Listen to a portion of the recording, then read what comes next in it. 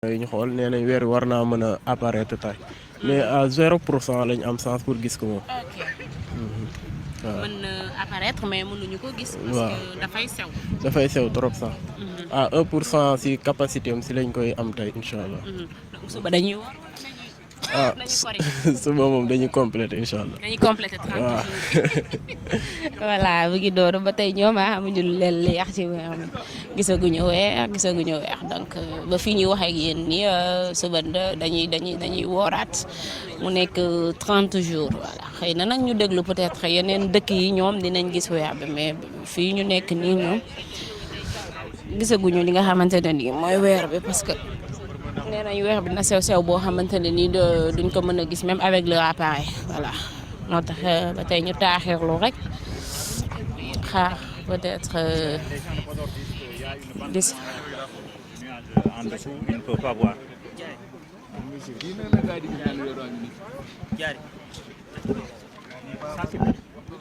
salaam ba tey ba tey gisaguñu. Alors, on est à quelques minutes de la fin de l'observation. Il y a ici une bande noirâtre qui empêche l'observation, en tout cas du croissant. Et on peut en conclure ici qu'on n'a pas vu le croissant dans cet état. Voilà. J'avais aussi des gens qui observaient à partir de Podor. Ils m'ont fait savoir qu'à Podor, il y a aussi une bande de nuages vers l'horizon et qu'ils n'ont pas pu voir la Lune. Voilà, donc c'est cela.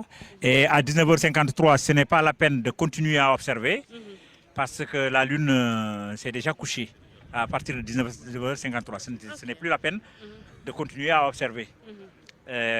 Comme on l'avait dit dans le communiqué, le croissant est très mince. Il ne faisait même pas 1%. Il ne faisait même pas 1%. Alors que pour qu'un croissant lunaire soit observable à l'œil nu, il doit faire au moins 1%. Avec un âge minimum de 15 heures. Là, on voulait compter sur l'âge parce que la Lune est âgée de 17 heures et 58 minutes, presque 18 heures de temps. Et le minimum, c'était 15 heures. Donc, elle a l'âge qu'il faut pour être observée. Mais la surface éclairée qui se présente à nous aujourd'hui est d'un peu moins de 1%. Donc, c'est un croissant extrêmement difficile à voir à l'œil nu. Voilà. Et maintenant, on aurait pu aussi l'observer avec les appareils, pourvu qu'il n'y ait pas de nuages. Ici, on a une bande nuageuse qui nous empêche de voir le croissant.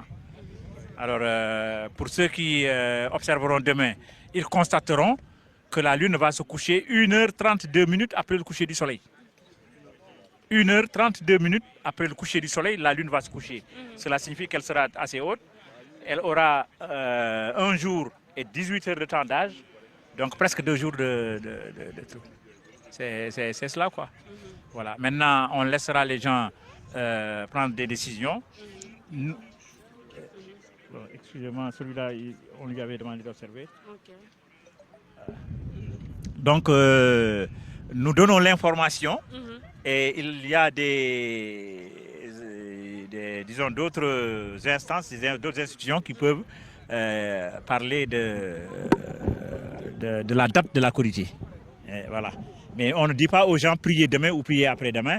On vous dit que la Lune est là, le croissant lunaire est là. Même si on ne l'a pas observé, c'est un croissant très mince. Et que demain aussi, le croissant sera là, c'est forcément, parce qu'il est là aujourd'hui.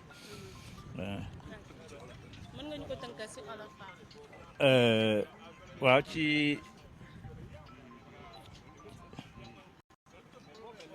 ci olof dinañu wax ni que li ñu santoon def nañ ko mooy ñëw séntu weer bi génn nañu pour séntu weer bi ak bëtu neen séntu nañ ko tamit ak ay appareil wante bésu tey bi xam nañu ne que weer bi mu ngi fii wante sewaayam tollu na si fi nga xam ne fii pour gis ko day jafe fala budde kii asamaan si leer nañ pour nga am chance mun ko gis ñun fi ñu nekkoon fii ci université ci corniche université dafa am ay niir yi nekk ci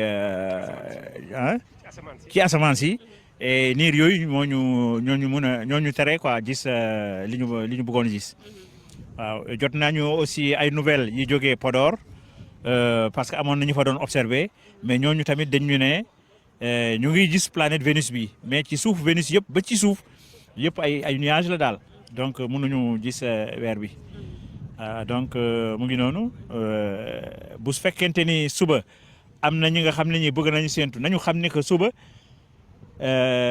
su jant bi soowee weer bi dina fi nekk ba 1h32 mu door a soow benn waxtu ak genn wàll weer bi dina ko def si asamaan si balaa muy soow suba voilà donc maintenant ku nekk na jël décision wala ñi war a jël décision dinañ jël décision. benn waxtu ak genn wàll du weeru benn fan.